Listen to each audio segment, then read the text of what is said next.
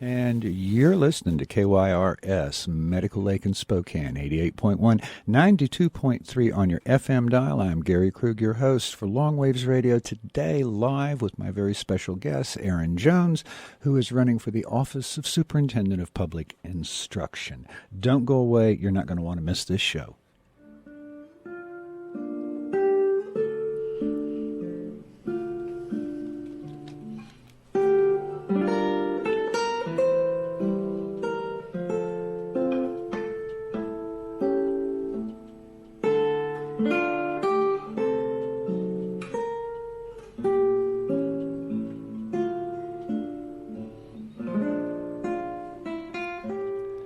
As always, the opinions expressed on Long Waves are solely my own, and in this case, my own and my guest, and do not necessarily reflect the values or opinions of KYRS, its staff management, or its underwriters.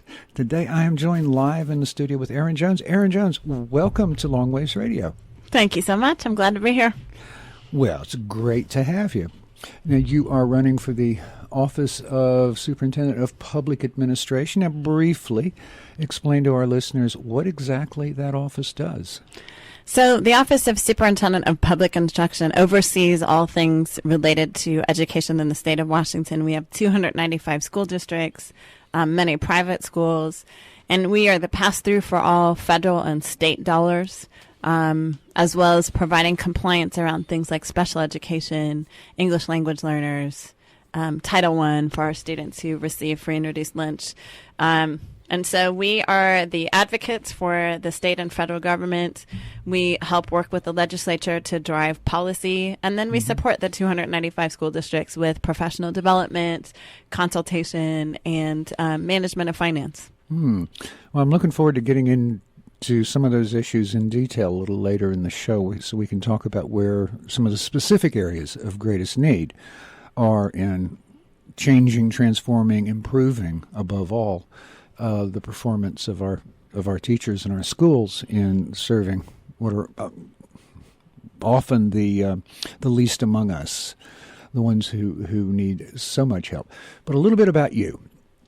Now, so tell us about yourself. Sure. So I was actually born in this country. I was born in Minnesota. The product of a relationship between an older black man and a younger white woman in 1971. And she gave me away the day I was born, and I was adopted by a white couple in 1971, and they decided to adopt another little boy, and we doubled the black population in our Minnesota town, and then moved to the Netherlands, where I was raised. So I was raised at the American School of The Hague in the Netherlands, which is a private school that I attended for free pretty much most of my childhood. Knew as a little kid that I wanted to be a world changer and thought I would either be an interpreter at the United Nations or a lawyer. I spoke 4 languages when I graduated from high school and had an interest in international politics, but also knew that if I was going to get a degree in either interpreting or law, I needed to come back to the United States. So I applied to college in the U.S. and ended up attending Bryn Mawr College in Philadelphia, and came back to America excited to experience the life of the United States, and discovered that life in the U.S. as a black student was very different from life in Europe as a black student, and had the experience of being called the N-word and being told by students on my campus, you're only here because of affirmative action, because we have to have 10 of you. And it really was eye-opening for me as an 18 and 19-year-old to go from a space where everyone believed in me and believed I could do amazing things to suddenly doubt. And it was in the middle of probably my lowest point that I had the opportunity to play basketball on an outdoor court with a guy named Dr. J, who some of you might know. I had no idea who he was because I had not grown up in the United States, but obviously the most amazing basketball player I'd ever played with. And it wasn't him that would change my life. It was really sitting on the sidelines after the game with a bunch of young black boys. They were all high school age, but not one of them graduated from high school. Not one of them planned to go back to high school, and not one believed he would live to be 21. And I knew in that moment on the side of that court that I had been made black and white for a reason, that I had been made European and American for a reason, and I'd been made an academic and an athlete for a reason, and I needed to take all those things and become the very thing I promised I would never do, be like my parents, become a teacher. And so that was 25 years ago, and I've been working in and around schools ever since then. So you were primarily a language teacher. I taught English for a few years, and then while teaching in Tacoma, the superintendent decided it would be a great idea to start these language immersion programs at the middle school. We had them in elementary, and he heard that I was the only person in the district who spoke French, so I was moved over to a school to start a language immersion program at the middle school. Of course, no one knew what that would look like at all, so I actually put myself through graduate school the summer before I began teaching in Minnesota to learn how to teach language immersion, and I ended up teaching every subject in French for 3 years at the middle school level, and it was absolutely powerful. All mostly students of color, all free and reduced lunch, and all of my students passed all parts of our state test, even though I never spoke English. And it was a powerful experience that reminded me we need to focus on teaching and learning, not on preparing kids for a test. If we can help kids connect to learning and learn to love learning, they will learn anything in any language. And yeah, it was a powerful experience for me. Isn't that amazing? I mean, children are these learning organisms. A young child can learn anything. Languages, mathematics, science, literature, philosophy, art. Get it in one, retain it, and have it become a part of who they are.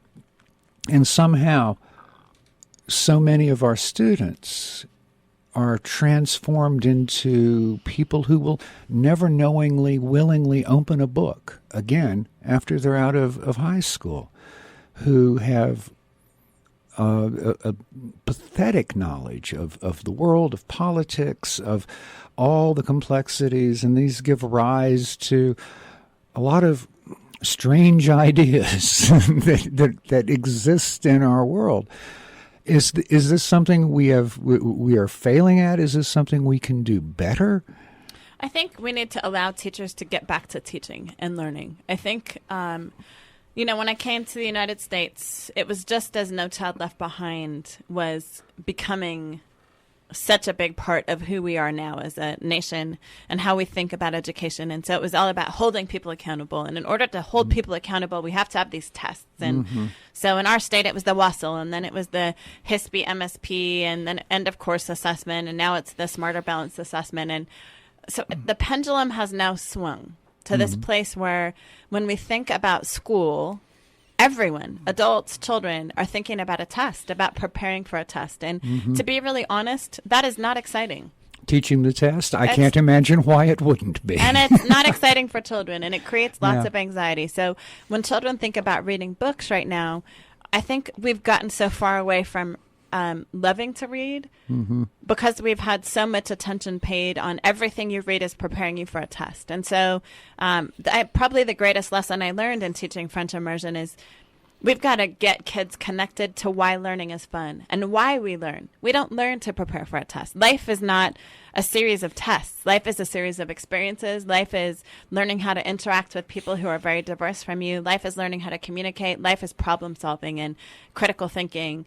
And I feel like my 3 years of teaching French immersion really taught me this unique lesson that, you know what, kids will do fine on the test as long as you get at those skills and teach them to work together in teams and actually have fun doing all of that. Because I would say when I see my students now, and it's, 10, 12 years after I had them last, they still are loving learning. When I run into my students now from that time, they can still remember the fun that we had, and school for them became a fun place that they enjoyed coming to. Even my students who before that were quote unquote troublemakers. I remember one of my students, the first week of school, he got into a fight every single period. And I pulled him outside of the classroom and asked in English. I pulled my chapeau, my French hat off, and I asked him in English, "What's going on with you?" Because there's something, you're not a bad kid. There's something going on. And it turned out his dad was in prison.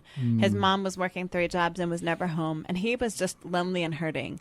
And when he realized there was an adult who was going to listen to him, that boy rode his bike from one side of town to the other, 7 miles every single day. He didn't miss one day in 3 years of my class. And I don't think I do magic, but one of the things that I do really well, and I think a lot of teachers, if allowed to do this, will also do this well, I just connected him to learning. And I saw him as a unique human being with unique human needs, and I connected to that human place in him and helped him to see that he had gifts and talents and that we all wanted to see those gifts and talents. And once he connected to that, that young man just blossomed. And it was so funny because he started with me below grade level. And when he graduated his 8th grade year, he graduated with a 3.8 GPA. And to see the light in his eyes and to see this young man recognize how much of a gift school was, that's what this is about. And that's what we need to get back to.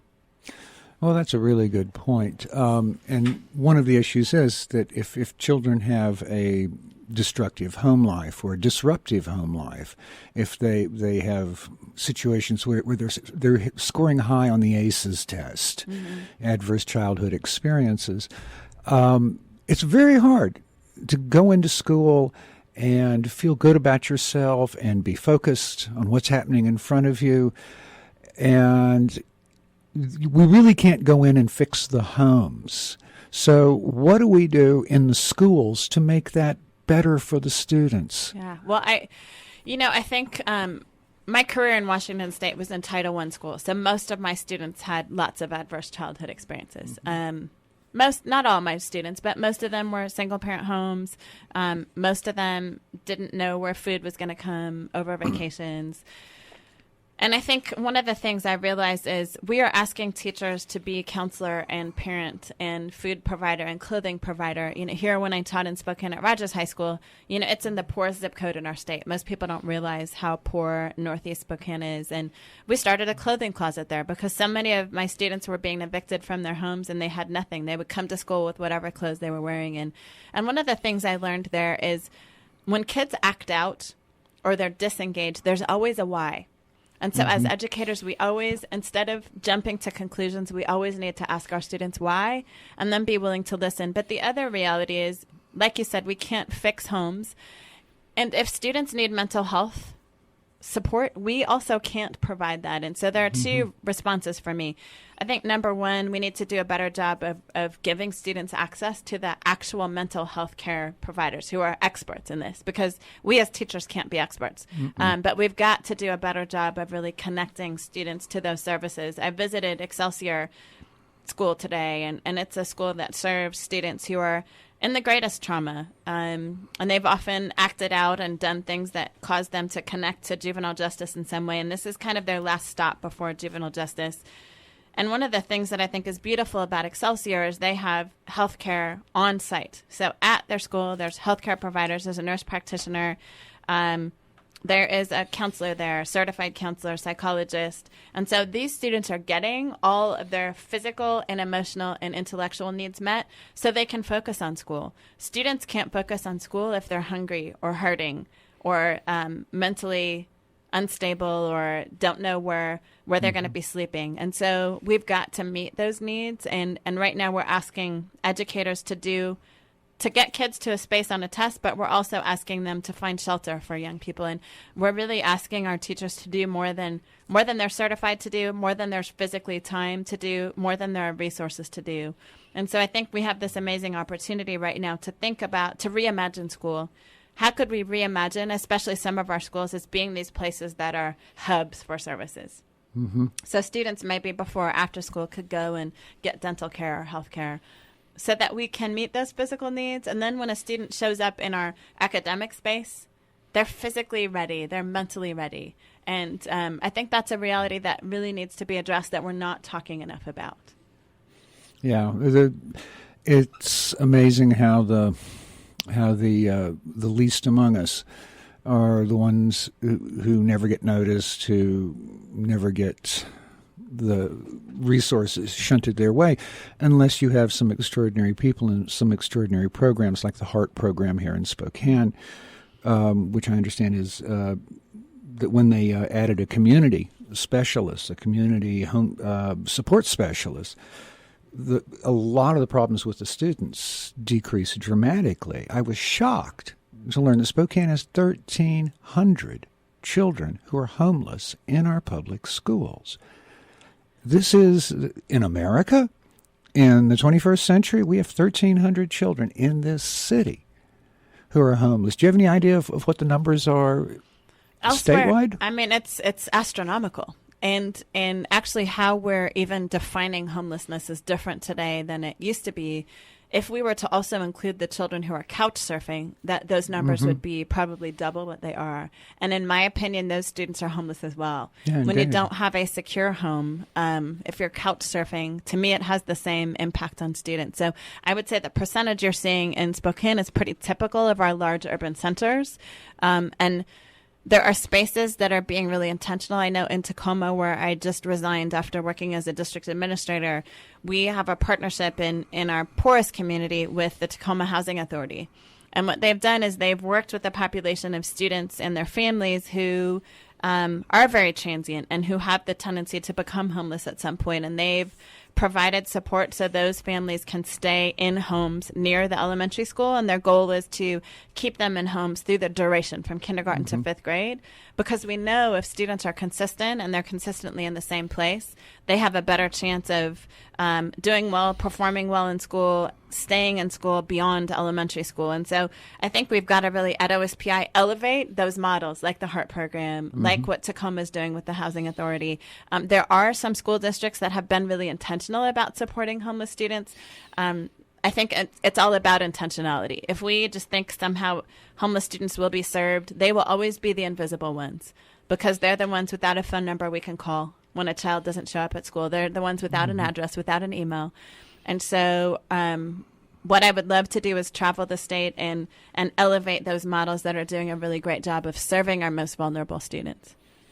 Yeah, there was a piece on the 12th of September in the Inlander by Wilson Criscone pointing out that 75% of the homeless students in Spokane actually graduate on time. And that's got to be because of the intentionality of getting resources and help to these students. Because only, 5 years ago, only 70% of Spokane students across the board were finishing on time. So it shows what some good effort and some good intentions can accomplish if people really want to do that. Now, you mentioned you were teaching at Rogers. Correct. And that was where you won the Milken Award. Correct. So what is that award exactly? I know it's a big national teaching award, but say more about that if you would, please. So it is an award that you actually can't apply for. So most of the big awards are awards that you put in an application for. Like I think Teacher of the Year, a bunch of people are nominated, and you have to write your own application. For the Milken, it's all a surprise. So your principal has to nominate you for this award, and then it goes to the state, and there's a state board that determines who will receive this award. And it is for someone who's early to mid-career who is really having an incredible impact on students and in a building. And I believe I received the award at the time at Rogers. I'd been hired as an instructional coach, and an instructional coach is kind of like a life coach for teachers. We help teachers in a particular, mine was humanities. I helped English and history teachers really hone their practice, their pedagogy, their instructional practice.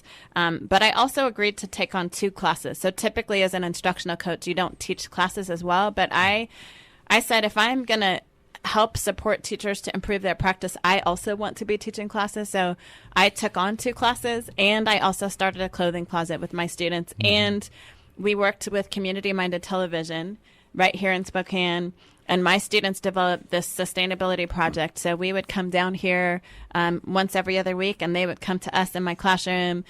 We did all of our events at school. My students helped to host, and so we became part of a critical piece of the fabric at Rogers High School. I also started a girls group while I was there called the Ladies of Distinction, and it was primarily for girls of color, but it ended up becoming just for young women at Rogers High School. And I brought in leaders like Katara and other women in the community that were doing amazing things, who had stories, who had personal stories. They would come and tell their stories, and we would sit in a circle every Friday morning with donuts, and I have these women share their stories. And I believe that's why I received the award, because I invested so much time in these young people, and we saw incredible results. Students who were the first in their families to graduate from high school, students who were the first in their families to go off to college. And Rogers High School was a powerful experience for me. I'll bet. Well, it was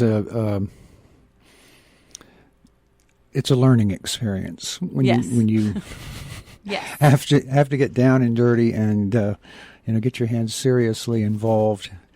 It's a real learning process. So let's say you were the only teacher who testified at the McCleary hearing regarding the lawsuit against the legislature for not fulfilling their constitutional obligation to fund K through 12. So what did you say? Well, so I actually represented the state. So myself and Skip Priest, who was then state representative of the Federal Way area, he and I represented the state. I represented OSPI as the education voice. And I think I was asked to testify because I was so recently out of the classroom and had spent most of my career here in the state working with students from high poverty communities. One of the things I said that I still believe today is we definitely need more money, but it's not just about throwing more money into the system. It's about how we spend that money. And I remember sitting in Superior Court in King County and saying out loud, yeah, we do need more money. Teachers need to be paid more, but we could just throw another $1 billion at Seattle Public Schools, and if we're not intentional about how that money is spent, it could have no impact at all. So it's not just about money. It's about how do we become really intentional, much like you were speaking about with homelessness. We can't just throw money at problems and assume things will improve. We have to be really intentional for each community. What are the needs of this particular community? What I know, having taught in Tacoma and having taught in Spokane, having worked in Federal Way and then having worked at the state, our small rural communities have very different needs from our large urban centers. Spokane has very different needs from Southeast Seattle, where there are 120 or 150 languages spoken. The way poverty shows up in Spokane is very different from the way it shows up in Vancouver. And so as we think about money, how can we get really intentional about making sure that as we ask for more money, we're really intentional about how do we leverage those resources to make sure it actually meets the needs of those particular communities. I am one who believes absolutely in local control, and that our local communities have a much better sense of what their needs are and where their gaps are. And so we have to work with the local community to determine how we drive resources. I think it's really dangerous at the state to mandate, okay, everyone in all 295 school districts needs to do this, because the needs in Walla Walla are different from the needs in OMEC, are different from the needs in Everett. And so being really intentional to know the spaces that we're in and to know those needs. And so that's basically what I shared is, yeah, we have buildings that have buckets in the hallways to capture rain. That's not okay for me. We live in the United States. We should have buildings where the roof is working. But it's also not just about building beautiful buildings. It's about, if we've got students with lots of ACEs, could we think intentionally as we're rebuilding buildings about making sure that we're partnering with business, making sure we're partnering with healthcare so that we create spaces that actually work for our communities. And so that was basically the gist of my testimony. And, it has been a passion of mine to really make sure that our paramount duty in our Constitution, which means our first duty, is to amply fund the system. And amply fund doesn't mean just the basics. Amply means that every kid has more than enough. And right now, I would say if you go into many of our school buildings, we don't have more than enough. And, coming from a country like the Netherlands where teachers are paid like doctors and engineers, it's really hard for me because we are asking teachers to do so many amazing things, and yet we're paying them so little for their time. And I think if we want teachers deserve respect, and they should be shown that both in the way we talk about them, but also in how we compensate them. And I think that's really critical. That's an important issue. It's hard to get good people. It's hard to retain good people, especially when they're underpaid and they don't feel like they're respected. They don't feel like they're important. Because they don't get that from the administration. Now, you were talking about treating problems locally. This seems to involve a much more classroom experience orientation rather than an administrative orientation. Administrations always have these grand plans that look good on paper, and they advance the careers of the administrators, but often don't accomplish much useful on the ground. Yeah, so it's funny. I've had people ask me to run for this office for several years now, and I fought it, and my husband would say to me, "Honey, I'm not going to support you until I believe you actually want to do this yourself, and you're not feeling pressure from other people." And it was about a year and a half ago. A friend called, and she said, "Erin, you've been a district administrator now for 3 years at the time." She said, "You, as a district administrator, spend very little time at the district office. You are out in buildings about 60% of the time, doing walkthroughs with principals, talking with teachers, actually speaking to students, inspiring young people." She said, "I think you've been imagining this office in the wrong way. I think you've been imagining it as you saw it work with the two previous superintendents who pretty much are in the office, are on Capitol Hill, and that's where most of the work happens." And she said, "I think you need to reimagine OSPI." She said, "What if you were to imagine being a state superintendent who was actually out in buildings? What if 2 or 3 times a month you were actually out in buildings across the state? What if you even taught an hour-long class once a month somewhere?" Like, think about that, Erin. And it was that moment that I called my husband and I said, "You know what, honey? I'm ready." Because I think for me, I needed to reimagine this because I believe so much in instruction. I believe so much that we need to have someone at the top who really clearly understands what quality instruction looks like, what the actual work is on the ground. As a district administrator, I have stayed very close to the ground. I don't believe I can make good decisions for people I don't know. And so I've had 13 buildings that I manage programs in for the last 4 years. And I have spent most of my time in those buildings, actually seeing how my decisions play out in classrooms, and then being willing to change my decisions based on outcomes. And I can only see the outcomes. I can't see them on paper. My teachers could send me a bunch of data, but the power in the data is taking the data and going into buildings and matching that data up to actual practice and seeing actual students. And that's how I want to lead. So I've kind of reframed the job in 3 ways. Vision, voices, and visibility. Number one, vision. One of the things I think I've been really good at as a leader is casting vision and being really clear about here are our goals. Here's the framework. Here's a blueprint for what our work is going to look like. And right now, there's just not a clear framework. There's not a clear strategic plan for state education. There are 4 or 5 different entities that play a role in public education. OSPI is just one of them. There's the Department of Early Learning. There's the State Board of Education. There's the Washington Student Achievement Council. There's the community and technical colleges. There's the 4-year colleges. There's the professional There's a myriad of alphabet soups. And what I would love to do is craft a strategic plan that helps the state see, both parents, students, educators, legislators, help see, here's the lay of the land. And if we had an excellent public education system, here's what it would entail from birth to beyond high school. Secondly, voices. We have to have different voices at the table. We cannot continue to have the main voices be lobbyists and legislators and people who work at the agency in Olympia. We have to engage the voices of those who have not been engaged, the voices of those who are most vulnerable, whether that's students, families who may not speak English, community-based organizations, even businesses. The answers to great public school must come from all of us. They can't just come from school buildings, and they can't come from just from people who are paid to represent a certain group of folks. And so getting those voices at the table to craft this strategic plan are really important. And lastly, and maybe most important, as someone who sees myself always as a teacher, even though I have not had my own full-time classroom for the last 8 years because I've been an administrator, I always see myself as a classroom teacher.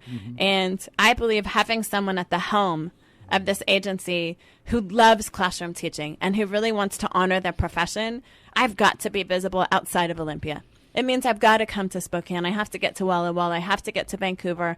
I have to be physically present because I believe that sends a message to teachers that, wow, we're so important that the state superintendent would show up in our community and listen to us. And I want my leadership team to be out and to be visible because as much as I know teachers need to be paid more, they also need to be heard. And they need to know that somebody cares and honors and acknowledges and affirms them. And that's where I believe we've really missed an opportunity. And that's how I want to lead differently. So again, vision, carefully crafted, very clear vision, voices. Who are the voices that have been missing at the table? And then lastly, visibility. So It looks like you've been practicing a bit lately, getting out. You've been touring basically the whole east side of the state of late, I think. Yes. Where all have you been? Wow, I have been to a lot of places. So I actually started. Well, I've met over 80,000 people at this point over the campaign. So I've met a lot of people. But since teachers came back, even before school started for children, I was in Walla Walla. I opened Kennewick School District, so I got to speak to a couple thousand people in Kennewick. Spent 2 days there. I've been to Pasco. I have been to I spoke at high school graduation in Bridgeport, Washington, which was very awesome. It is a school district of just a few hundred kids, and I got to speak to their class of 47 students. So awesome on my birthday, which was really fun. They were so blown away that I would drive 5 hours on my birthday to speak at their graduation. But one of the things I really believe, having worked on cabinet at OSPI, what unfortunately happens in Olympia too often, I think, is we think of the state as the I-5 corridor from Olympia to Seattle. And we forget that there are all these people across a mountain who are also equally important. And so I have been really intentional about spending time in Spokane. This is my 4th day here. I will be here for 6 days this time, and then I'll be back next month. But I really believe I can't represent people I don't know. And I wish I could get to every community. I can't do that. But I am really committed to getting to as many communities as I can, because I want to make decisions that will be good for each of our communities. And it means I need to see them. I can't just look at their data on a spreadsheet. I want to come. I don't believe schooling happens without a context, and the context is the environment. And I need to see the environment and be in the environment. I always get to a space early, and I walk. I have my tennis shoes on today because I walked here from Gonzaga University. But I try to, as much as I can, walk communities when I am there. So I'm not just seeing the school. I'm seeing what stores are around. Do they have a grocery store that's nearby where they can get fresh food?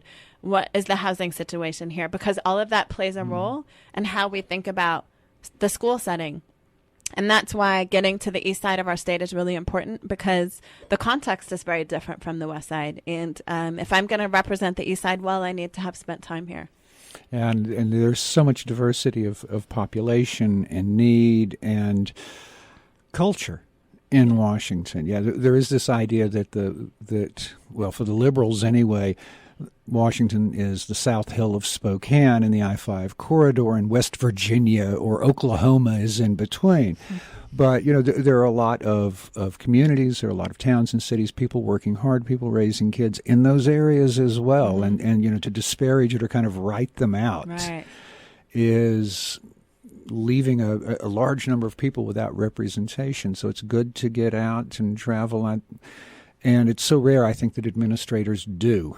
Get out of their offices and spend time hearing from the folks on the ground. And I believe I need to model that. I can't expect that from my school superintendents or my building administrators if I'm not willing to also do it myself. And so I really believe it's important to model that. And it's not something I'm just modeling now as I run for office. It's something that I've been doing for years. And I plan to continue doing it because I believe it's really a critical way to lead.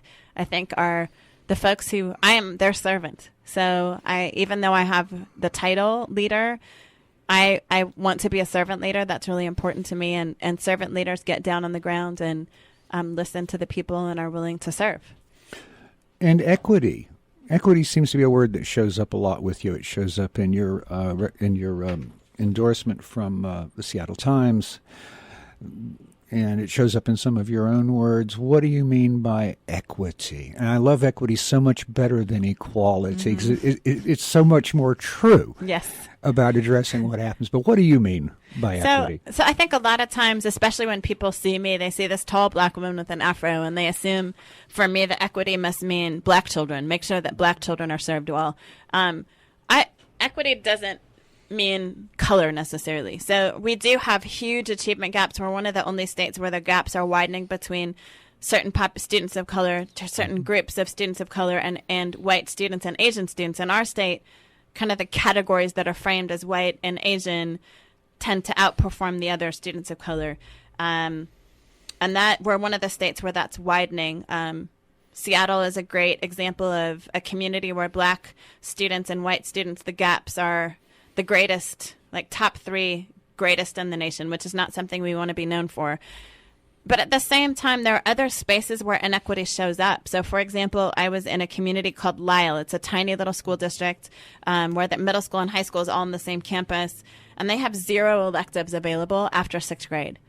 That, to me, is an issue of equity. Equity, for me, is making sure that every student has access to opportunity. Every student, however they show up. So if that's because they're a student of color or because they speak English as a second or third or fourth language, if that's because they're a refugee, if it's because they're homeless, if it's because they're LGBTQ, whatever, however they show up in a space, do they have the same access to opportunity as other students? And one of the things that I have learned being in the United States for the last 27 years is that zip code, home language, and skin color are the 3 greatest predictors of the kinds of school experience students get.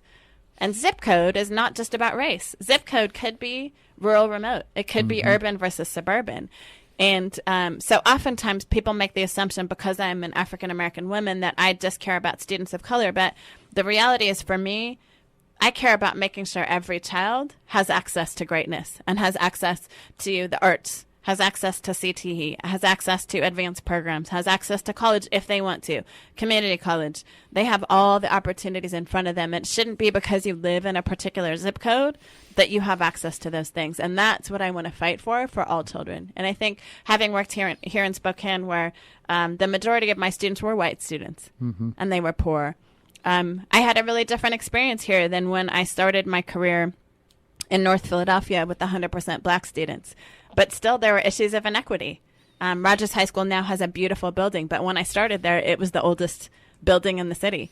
And, it's amazing now. They have this incredible facility and they have access to 21st century trade opportunities and AP classes. And it's just been phenomenal to watch those things change. And so for me, equity is all about how do we make sure that all students don't have equal, because some students show up with more already.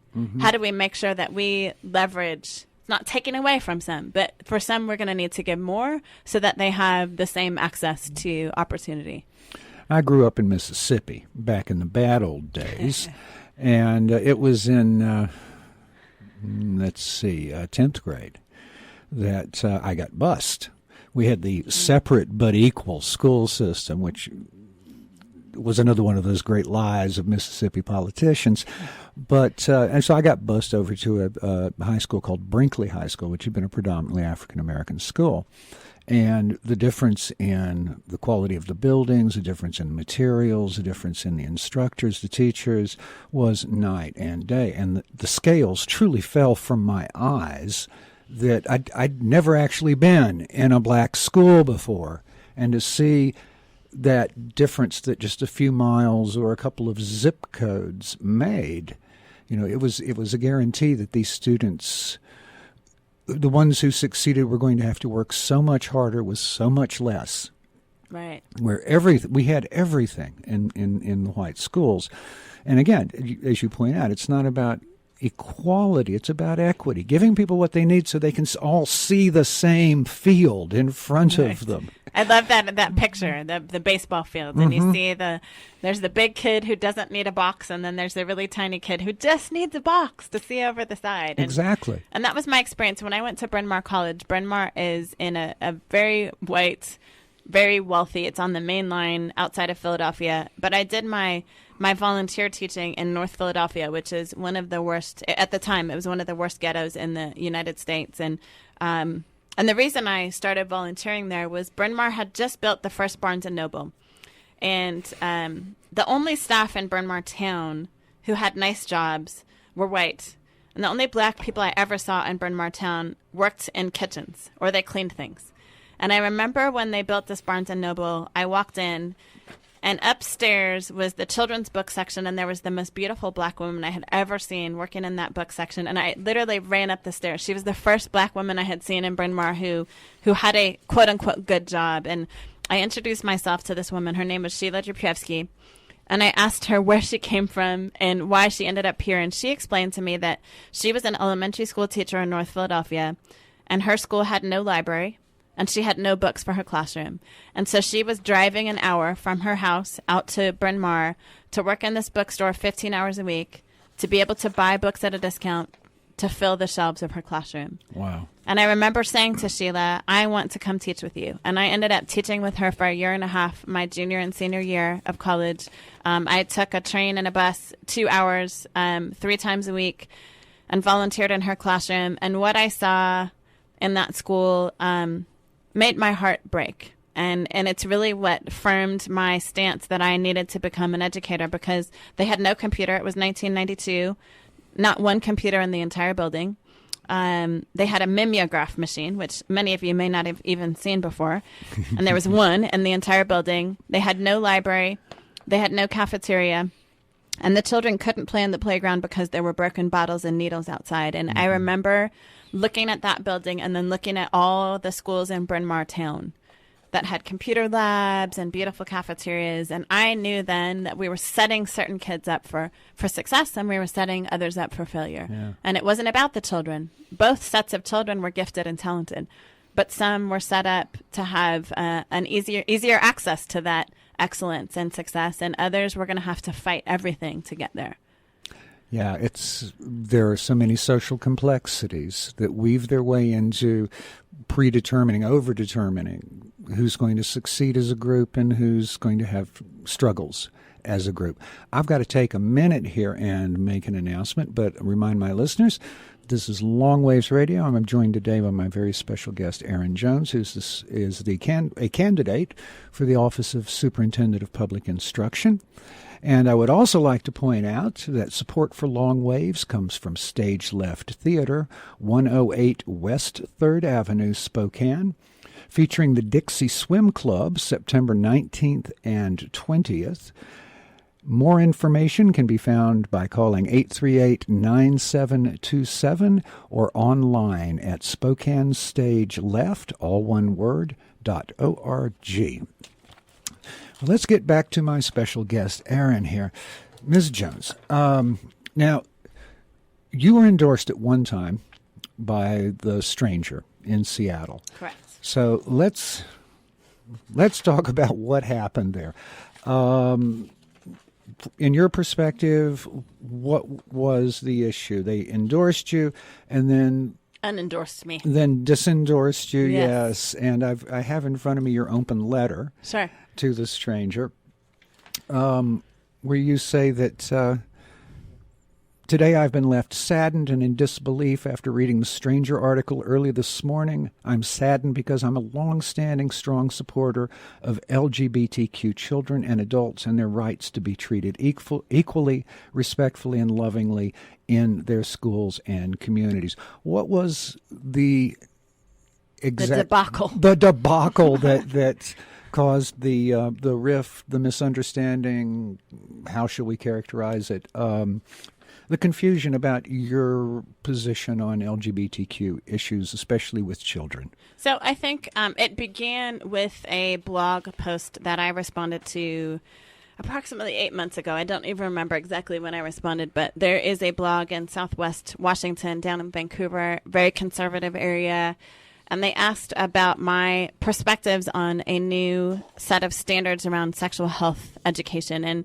And the way the blog framed the standards, it made it sound as if they were going to talk about things that I felt were inappropriate for 5-year-olds. And at the time, I'll be really honest, I was working full-time and running a campaign full-time, and we were getting about 20 different questionnaires a week to respond to, and I didn't have staff at the time. So I was doing way too many things at once and did not take the time to really thoughtfully respond.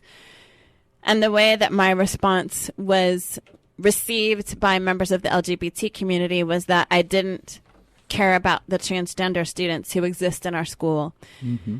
And I was called on that about 4 months ago. I had a couple teacher friends call me and say, hey, we're concerned. You don't want to talk about gender in kindergarten, but here's really what those standards mean. What those standards are actually talking about is we need to help young people, even at 5, understand that not all boys are going to have short hair. Some boys are going to have long hair. Some girls are going to have short hair and like playing in dirt. And we want to make sure that young people, even that old, are not making fun of each other for not fitting the mold. And I had a series of 3 or 4 conversations with different educators about that and realized, oh, okay, now I understand why this is really important. It's not that we're talking about being transgender with 5-year-olds, because I don't know exactly that they're ready to handle that. At the same time, understanding gender and gender identity and gender expression suddenly became obvious to me that it is important that we talk about those things. I remember talking to a Native American mother right after these conversations, and she mentioned that her son has really long hair and always gets made fun of. And it just hit me, wow, this is a much bigger conversation that absolutely needs to be addressed really early with children. And so I had that conversation with several people. The stranger called about 2 months ago, one of the reporters, and had the same question that I just mentioned about my blog post. And I walked through with this person. I said, you know what? I've changed my thinking around this. And it was never, my thinking around the sexual health curriculum was never about not meeting the needs of transgender students. It was just, is it appropriate to talk about gender in kindergarten? And once I talked with parents and teachers who worked with kindergartners, it absolutely made sense to me. And so I walked through that with the reporter for the stranger. A couple weeks later, I got a call from a woman with the Gender Justice League who is kind of the transgender advocate in Seattle. And she also had questions. And I walked her through it. And I said, you know what? I've had lesbian, gay, bisexual students in my classes and have always worked really hard to advocate on their behalf. We actually had when we were youth pastors in a church and a young man came out and was kind of disowned by his family, we took him in as ours. He actually lived with us for a little while. And so I explained to her, you know, I've worked with lesbian, gay, bisexual students in my classroom, but I've never had a transgender student. And I absolutely need to learn more about how to serve transgender students. Could you give me a recommendation about how to learn more? And she said, oh, as a matter of fact, there's a conference coming up next week called the Gender Odyssey Conference. My friend is hosting it. Would you be interested in attending? I said, sure. So I moved my schedule around. I attended 2 days of the conference. Fabulous. I learned so much. I attended a session on how to help school districts write policy around transgender students using the bathroom of their gender identity. And fabulous. I responded back to the person who invited me to the conference, sent her an email and said, thank you so much. I learned a ton. I still have more questions. I would love to learn. Could we go out to coffee? I also forwarded that email to the stranger so they would know that I'm in the process of learning. And I absolutely believe as a leader in being transparent and vulnerable and learning. I always want to be a learner.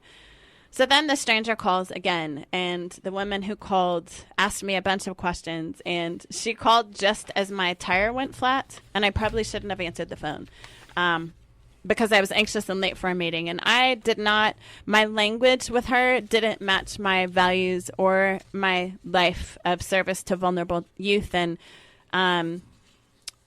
how I was represented in the article never ended up including anything about the work that I had done over the last 3 months to really learn. And so I own that my language didn't match my heart or my life, my last 25 years of work with students.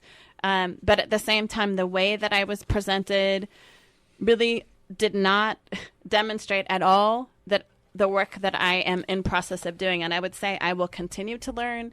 I have meetings scheduled with parents of transgender students, other transgender experts across the state, working to learn different language to make sure that I have language that is appropriate and affirming. But I want to get back to my whole reason for being an educator and for running for this position is I absolutely believe that every child, each and every child, every LGBTQ student, but every single child, and especially those who are marginalized, have access to safe schools, have access to affirming schools, and are empowered to be their absolute best selves. And that's who I want to be. And it is really unfortunate. At the same time, something I told friends last week is if being publicly shamed and unendorsed by the stranger has allowed me to learn more and be able to better advocate for a community, then I embrace that. And it was painful and it was embarrassing. And at the same time, I know my heart has always been to serve students. And And I have learned a ton over the last couple of weeks, and I plan to continue to learn and grow so that I can serve all children well. It's amazing how the smallest differences, the smallest mistakes create the greatest ambiguities for people. And it's kind of regrettable they would become a one-issue magazine. But I can't speak for the stranger or their politics, but I notice your statements in your open letter that you don't think being LGBTQ is a choice or a sin. Correct. You believe that, quoting now, you do not believe that one has a choice in the matter of sexual orientation or gender identity, just as a person has no choice as to what color they will be or what blood type they will have. And you said, I also believe we should teach the most accurate, compassionate, and open-hearted curriculum in our schools to help support every child, including age-appropriate instruction about sexual orientation, gender identity, and gender expression. So I'm not sure what the issue is here anymore, but it's certainly, I can understand how words spoken without full thought can get one into trouble once in a while. Yep. I think we've all experienced that, but I'm really glad that you took time on your page to write out exactly what it is you do believe. And we've got about 5 more minutes, and I think there's one more issue, which is you talk a lot about innovation and achievement, and I know a lot of people, when they hear that, they're thinking, charter schools, oh my God, we're going to destroy the public education system. So can you speak a little bit about Sure. what you mean by innovation and why Sure. people might be confused on that? So I actually voted against charter schools in 2012 because I had just finished testifying in McCleary, and I knew that we weren't funding the system that actually exists now. And so for me, it was an immediate no. I don't want to start a separate system.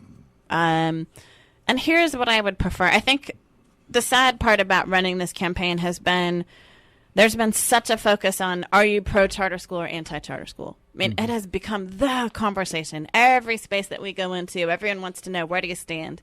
There have been millions of dollars spent on pro-charter school and anti-charter school in our state. And I joked on Fox News a couple weeks ago that we could have funded McCleary with all the money that we've spent on pro and anti-charter schools and all the time that's been spent. If you were to add up all that FTE, my focus, I want to be on innovative school models. So, for example, in Tacoma, where I just recently resigned, we have many innovative school models. So we have a School of the Arts, we have a School of Math and Science, a School of Engineering just opened last week. We have 2 Montessori academies. We have a language immersion school.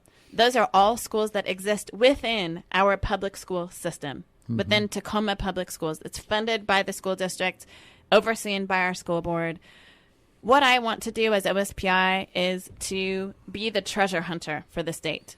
That's not just me, one individual person, but as an agency, I want to be the treasure hunter. Highland School District has a school called Raisback Aviation High School. Aviation High School is a high school where they study aeronautics. Imagine that, high school kids being able to study aeronautics. Highline also has a school called Big Picture Learning, and it is a school that's all project-based. TWISP, tiny, tiny little district, has a Big Picture Learning Center as well. This tiny little district. There are innovative school models across our state. And innovation for me is anything that is outside the traditional comprehensive school. Because here's what I know as a mom. My children are 19, 20, and 21. I have one who is what we call twice exceptional. He's on the spectrum and gifted. I have one who likely has trauma, has experienced trauma. She's adopted, lost her mom when she was 9. Dad will get out of prison this year after 27 years. My older son is dysgraphic, severely dysgraphic, which is basically the written form of dyslexia. Not one of my children would have survived school except for the fact that they had special programs. So all 3 of my kids are performing artists, and that's what allowed them to be successful. Not all of our students do well in these large comprehensive spaces. And what I believe innovation is good for, I believe every child should have an environment that best meets his or her needs. And that's what I want to do as state superintendent, is how do we elevate those models? Now, here's the reality. The state is about to decide whether charter schools are legal or not. And as the executive of the state education agency, I will need to execute the law. And so if charter schools are deemed legal, my job will be to make sure they're the best they can be. But for now, I will promote the innovative models that have demonstrated over years to be really great for kids. Well, that's probably a good point to end it on. Erin Jones, thank you so much for joining us today on Long Waves Radio. It's been a real pleasure having you. I've got to make a few announcements here. If you've got a car, truck, or boat sitting around your yard, you really want to get rid of this puppy, it's easy. You can donate it to us. You call 855-KYRS-CAR. That's 855-597-7227. We'll arrange a free pickup. The beast goes away. You get a nice tax deduction to be used in January, and we get a few pennies to keep the lights on. So again, you want to get rid of that beast, 855-KYRS-CAR.